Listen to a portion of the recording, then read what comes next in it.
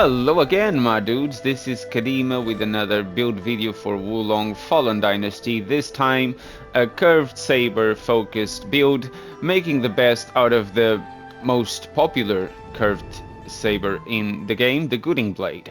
Now, first thing to talk about is the Guding Blade scales beautifully with metal and fire virtues. Also, there's a sprinkle of water in there as well, but I don't think it's the focus for any curved saber build using the Guding Blade as the centerpiece. Now, I also have the Drought Demon Blade, and this blade is here basically because of the set we are using. We are not actually going to use this weapon in particularly, it's only here for the bonus of the set. Now, which set is this, you may ask? It is the Yuan's Head Senior General set, which uses the Drought Demon Blade, the Cursed Star of Agen's headband, armor, gauntlets, and greaves. Now, this set specifically will give you spirit gain from normal attacks, 2.4%, deflect spirit consumption reduction by 2.2%, spirit fervor upon deflection, and for those of you who don't know what spirit fervor is, it's a buff that applies to the user upon a successful deflection and increases the spirit gain from attacking. But last and not least, curved saber damage increased by 8.1%. And that's the reason why we are using this particular set. Now, with the Guding Blade, and because we have the set bonus requirement mitigation with the crossbow, you can also use not just the Guding Blade, but another piece of the Vicious Tiger armor set, which is the Tiger of Jiangdong, and this will give you two pieces of bonus, the Spirit Sustainability plus 12 and Spirit Gain from deflecting 3.4%. Now, I'm also using a piece of the Strategist of Genius and another one from the Great Talent of the King's Advisor. Now, this one will give a genuine key obtention of plus 5.1%, which is useful for PvE purposes, not so much for PvP, of course, but this one is useful for both things as it gives us an enemy status effect accumulation of a plus 3.8%. Now, again, going back to the Guding Blade, as I said, this weapon scales beautifully with metal and fire. What are my favorite virtues? As you can probably tell by all the other builds, it's metal and fire, because this allows us to use the combination of the Venom Snare with the Bursting Fireball, and also you can use the Lion's Roar for a bit of protection, and the Lightning Bolt to remove the Lion Roar from other players when playing PvP. But if you are playing PvE, you can use the damage amplification fire spell. Now, what do you want to use in this case, of course, is to have curved saber damage increased on as many pieces of your gear as you can, which, as you can tell, I got it on both my weapons, which again, it doesn't really make a difference on the second one because the bonus is not going to proc, considering you are not going to have this equipped, but it's there if needed. But on the remaining pieces, we've got damage dealt, and that applies to both accessories as well. Now, focusing on what the idea is, which is to do as much damage as possible with the Guding Blade, the damage dealt will benefit you because it will increase not just the damage with the Guding Blade, but also with your spells. So it's a 50-50 kind of build. It is okay damage with the blade and is okay damage with the spells. Now, what we are using as well on everything is Toxin attack power, Flame attack power, Poison accumulation, and Burns accumulation. The only exception being the headpiece, because we have power gain upon wizardry spell, because you can get this to proc every time you cast a spell that hits an enemy. This counts for both the Lion Roar, a Shockwave, the Venom Snare, the Bursting Fireball, or the Lightning Bolt. Now, on the accessories, same thing. The most important part is that they have damage dealt, which you can see both have. everything else is a bonus. This one increases spirit attack power, spirit gain from defects, spell duration, and reduces stats effect accumulation. This one has a buff that allows HP restoration from melee attack damage. It has moral rank points gain, genuine key obtention, and elemental damage reduction. Now these things are secondary, it's just a good thing to have. As per usual, the best divine beast to use is Tengshi because of the damage increased to enemies with negative effects by 10%. Enemy effect status accumulation increase, wizardry spell damage, and most importantly, the power drop debuff on the enemies upon wizardry spell hit. Now, to the virtues, I'm having 3 inwood virtue just because to allow me to reach the 700 line of HP. The fire virtue we got 40, 20 on earth just so we can have the lion's roar available, and also to give us agility B, which is not ideal but it's great. Metal virtue 90 because you want the Guding Blade to scale as high as possible, which it scales A+ with metal, so the higher your metal, the higher the scale. So to 90 points in metal. Now all of these things combined, it gives us a 606 attack power with the Guding Blade. Defense we currently sitting at 663, physical resistance 17.7%, spirit defense 124, spirit sustainability 223, spell duration 106.8%, and then we've got spirit gain from attacking 126, from deflect 113. Now spirit consumption on the martial arts 71.5%, from wizardly spell at 65.9%, and deflect at 95.3%. Agility, as I said a moment ago, it's sitting at B. Now for the current bonuses that you get, melee attack power because of the sword, of course. But then we have a combined power of flame attack power 114, toxin attack power 131. As for the damage dealt, this is when you have to make the math. You get curved saber damage increased by 10.9%, plus damage dealt by 16.6. So this gives you nearly 28%. Plus the 10.2% that you get from damage to increased damage dealt to the enemies with the negative effects. You can tell how much damage you will be able to do using the curved saber with this build. Now, poison and burns accumulation are sitting at a comfortably 24.4 and 32.8%. And here are the buffs that you get: Spirit Fervor upon deflection, power gain upon wizardry spell, and power drop upon wizardry spell.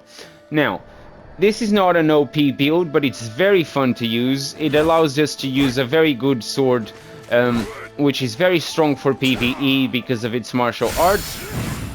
This one right here, it's very strong for PvE, not so good for PvP because it can easily be deflected, but it allows a cool combination of moves, and it's a very fast hitting sword because it's a curved saber. It hits quite fast, as you can tell by the moveset. You can throw some spirit attacks in there. It's quite fun to use, quite versatile. It allows for fast hits at high damage. I wouldn't say it's OP damage, but it's high. But there's nothing like using our favorite test subject as usual, Cow, to demonstrate the power of this build, which I'm going to be doing straight away. And following that, I'll give you some examples of how the build performs in PvP as well.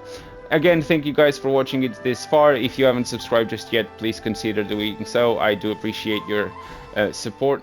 But now let's move on to fighting Cow. Now, amplify damage as per usual, cast the poison to the face, custom fire to get the burns straight away. So immediately from the start he's got 3 debuffs going on, and all of them giving us even more increased damage.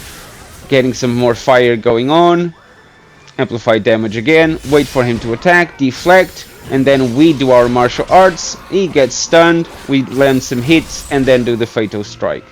Now finish him off with some fire, and that is up. That's simple. But I'll demonstrate one more time. Amplify damage, cast the poison, cast some fire to get him burning, There you go. Deflect. Martial arts. He gets stunned. We land some hits. Fatal strike. Use some more fire. Amplify damage. More fire. Wait for him to make a move. Deflect. Guding Blade, special martial art. Land some hits. Fatal strike. And he is dead. It's that easy. That simple.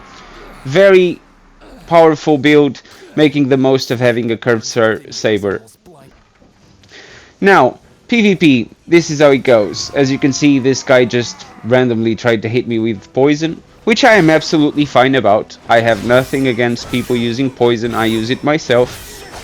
Now we trade a few hits and deflections. He tries to poison me straight in the face. I manage to land a hit, and then I get him stunned. Unfortunately, the game, instead of fatal striking him, decided to go for a spirit attack. Well, it happens. Getting back on my feet, Lion Roar. Unfortunately, I didn't hit him for the debuff. Trying to trap him into deflecting and wasting his spirit. He gets me poisoned because I was a very close range. I cast the fire to cure myself. Try to do some running attacks, which I finally land, and I finally get the fatal strike, and I finish him off with the poison. If he had survived, the fire would finish him off. Now, funny enough, I actually play a 2v2 situation with the guy that I had just defeated. So, Lion Roar, try to get the debuff going. Unfortunately, this guy runs quite a lot. The Lion Roar is providing that sweet protection. We are doing about 120 per hit, which is not too bad.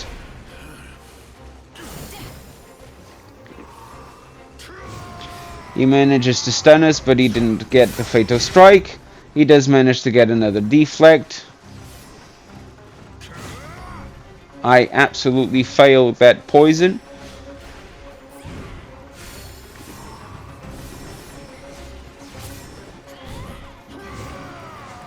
I get the Lion Roar for the debuff. He buffs himself with the speed. This is why we keep casting Lion Roar, to take that speed away from him. Unfortunately, because of the lag, these hits were not hitting, but I finally get him with a fatal strike. Now, I am not one to go 2 versus 1. I normally just tend to wait and prevent the other player from reviving the guy that I had just managed to defeat. But I don't interfere in their fight. As you can see, my companion is finding it a bit hard, so I try to interfere to prevent him from resurrecting his friend. Unfortunately, I was not very successful, as he still managed to do it, and he still managed to escape as well. Absolutely failed to get the poison going, but he does come offensive, and I finish him off with a fatal strike and a poison combination with the fire for the kill.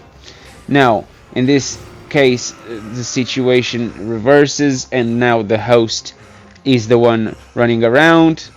My friend is not being very helpful. He's just there, not engaging. He gets the host poison, and his poison, as you can see, does quite a lot of damage, which is not the case with the build I am using. It does good damage, but nothing absurd. Now, I'm just here on the defense, preventing him from resurrecting his friend, which he fails to do though, so the match is over, and I get the win, despite my friend not being very successful. On to the next one. Now, I try to get some damage straight away. He gets some deflects going. I get the feeling there's a bit of a lag going on, so I try to trap him into running out of spirit, which I manage, and then I get the fatal strike, and I finish it off with a poison and fire combination with a running attack for the kill. And that's it. On to the next one. Another 2 versus 1 situation. This time I'm actually playing with a friend of mine, although it was a completely random encounter, but I am friends with Aziz. I get this guy down. Again, because I don't really like to interfere, I just stay on the defensive. I poisoned the host again, just to make sure the other guy doesn't come closer.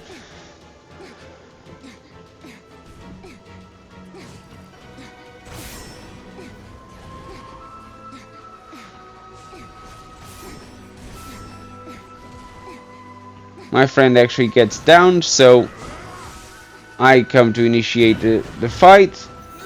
And it ends up because I actually managed to kill the host. It was too late. Now on to the next one.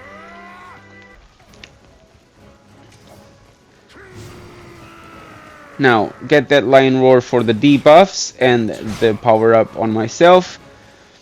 I can tell straight away there's a lot of lag going on because I'm hitting and the deflect takes about half a second to show up, as you can see.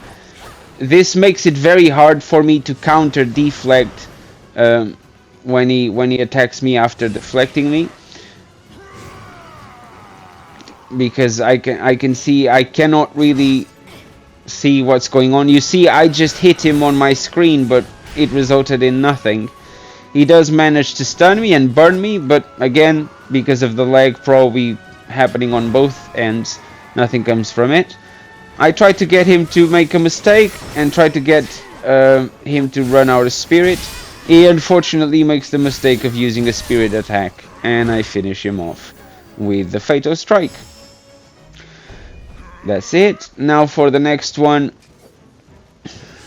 I'm using a guy using ice and poison, which is a funny combination. He actually gets me poisoned, and he nearly manages to finish me off, but I do manage to cast the fire to cure myself.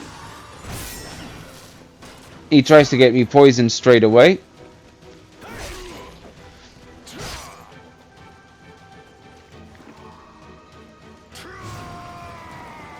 Again, I'm casting the Lion Roar for the debuff and self-buff. Unfortunately, he's actually being quite lucky because my hits are not actually landing for some reason, but when it finally does, he gets one-shotted by the Fatal Strike.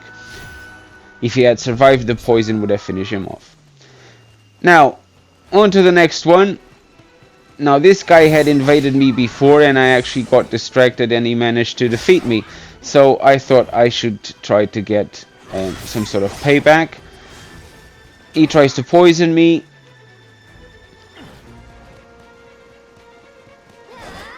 Try to get some running attacks in, but we are kind of both doing the same thing, and I managed to get into a combination to get him stunned, and I finish him off with a Fatal Strike. Now for the next one, we got a guy using a water-based build, casting a lot of ice. I managed to get those deflects, what I call counter deflect, so he deflects me. I managed to get that counter deflect. Unfortunately, I did miss the poison. Get that Lion Roar, trying to get him debuffed, which didn't really work. I managed to get a hit in. Deflect for the counter. Then he does do the martial art, but I was too far away. I get him poison. I try to finish him off with the fire, which for some reason by the leg just actually managed to get him hit. And I land the Fatal Strike and win. Now for the next one. I actually know this guy. He was on my very previous build video. Now he gets me stunned. Luckily the Lion Roar keeps me alive.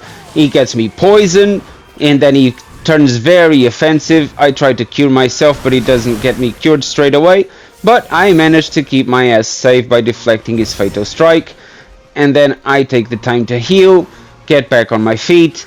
He casts the poison again, but now is full of negative spirit. I get him poisoned, and then I just wait for him to make the same mistake over and over again, and I get the defeat.